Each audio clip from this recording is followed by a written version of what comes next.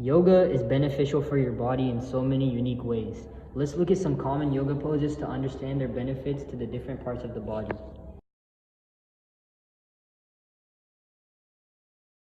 Asana. The first asana we will be showing is Asana, also known more simply as the Cobra pose. To do this pose, lie on your stomach with your feet together and toes flat. Place your hands downward below your shoulders on the mat, lift your waist, and raise your head while inhaling. Also, pull your torso back with the support of your hands. Keep your elbows straight and make sure you put equal pressure on both palms. Tilt your head back and make sure your shoulders are away from your ears. Exhale while coming back to the ground. The Cobra pose is an invigorating back bend, and if you tend to create more pressure on the lower back, pain can occur. However, if done right, this pose can increase spinal flexibility and strength and brings a rich blood supply to the spine, which in turn rejuvenates the spinal nerves. It also activates massages and tones back muscles. This pose helps with slip disc or minor lower back pain and injury.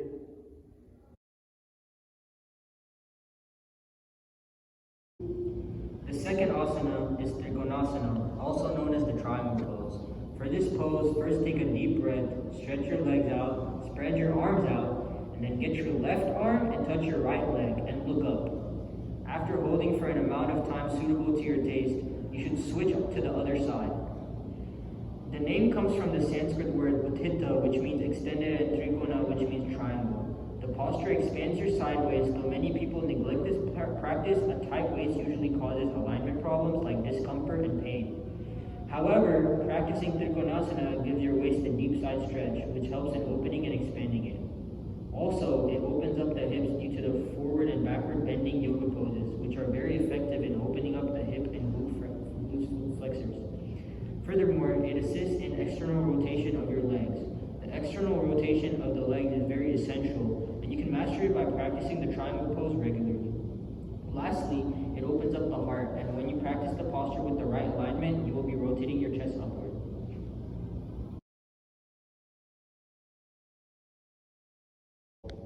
The third pose is Bandha Sarvangasana, known as the bridge pose.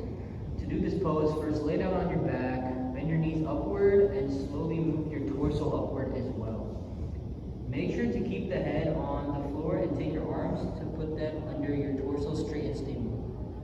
If you have some sort of neck injury, avoid this pose unless you are under the supervision of another person. The bridge yoga pose is a great front hip joints opener, and it also strengthens your spine, opens the chest, and improves your spinal flexibility in addition to stimulating your thyroid.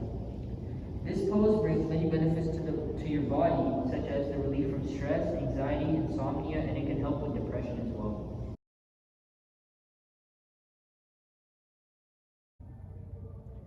The fourth pose, Adho Mukha Svanasana, is known as the downward dog.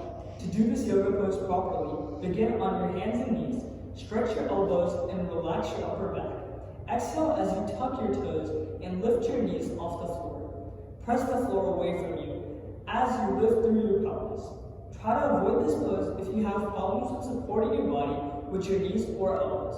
The downward dog yoga pose lengthens and decompresses the spine, stretches the hamstrings, strengthens your arms, flushes your brain with fresh oxygen, and calms your mind.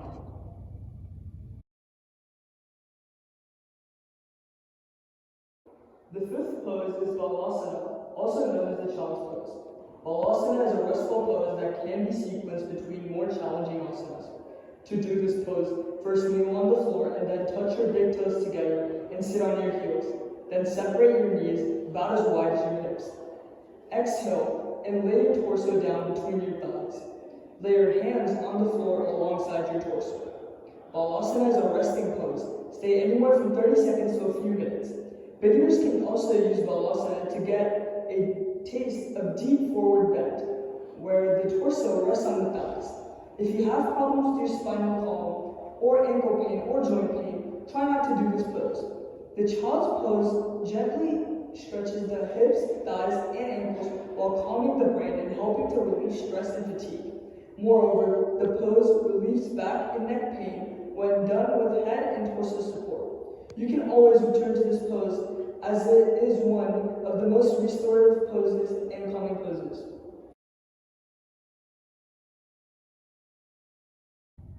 The sixth pose is Padangusthasana, known as the big toe pose. To do this pose, first pull in the lower belly and try to fold even more with each exhale. Try to bring your belly towards your thighs and your forehead towards your toes. Ground your feet and bring your hips forward. Don't sit into your heels, but make sure the pressure is distributed evenly from the toes to the heel. While doing so, make sure to keep the back and spine straight the whole time, and don't move the body back and forth. Instead, try to stay folded in position. Avoid practicing this yoga posture if you have diarrhea, a heavy cold, back pain, back injuries, or a displacement of the sacrum. Some of the benefits include relieving stress and anxiety and calming the brain. Furthermore, this pose improves digestion and helps in stopping insomnia or other sleep problems, while also stimulating the liver and kidneys to help the body stay healthy in the long run.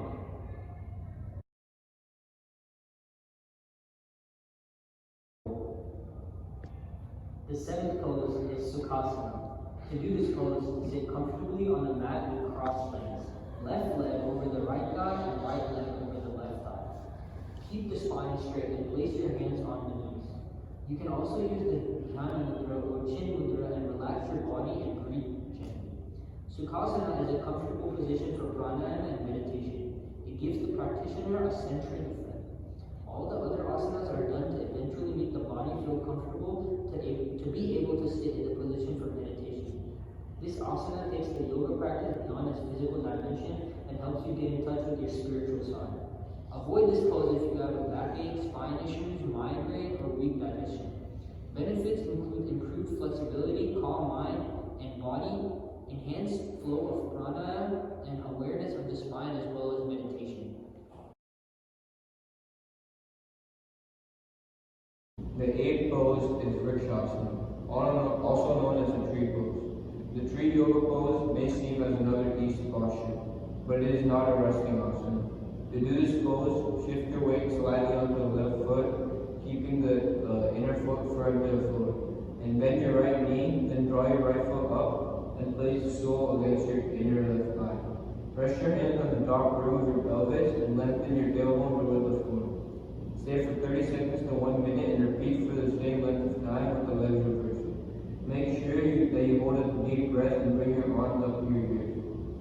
Do not try this pose if you have severe headache, insomnia, low blood pressure, or if you have high blood pressure. Then don't raise arms overhead. However, benefits include the strengthening of the thighs, calves, ankles, and spine. It also stretches the chest and shoulders and improves the sense of balance while reducing flat feet. The ninth pose is Utkatasana, known as the chair pose.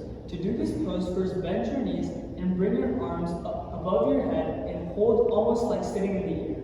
Don't do this pose if you have joint pain or have core strength problems and cannot withstand holding a position like this, since it is a little but more difficult than some of the others that we have shown.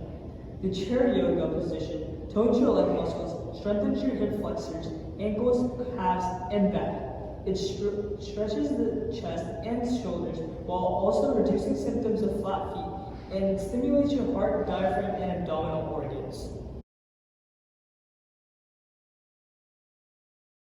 The last asana we will be looking at is the Natarajasana, also known as the King Dancer pose.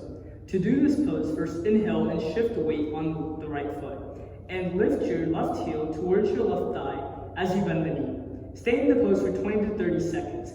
Then release the grasp of the foot and repeat for the same amount of time on the other side. Avoid this pose if you have trouble balancing your weight on one leg or if you have back problems. Benefits of this pose include stretching the shoulders, chest, thighs, groin, and abdomen, while strengthening the legs and ankles and improving balance in the process.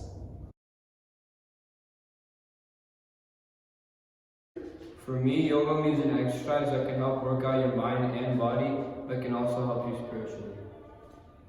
To me, yoga simply means discipline in life that leads to many positive outcomes. Yoga can be interpreted as a guide through the obstacles that come in our way. As we continue to grow, and develop, yoga helps us physically and mentally accomplish our goals.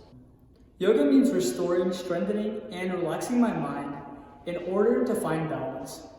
It helps me find my inner peace through understanding the subtle feelings shared between my mind and tongue.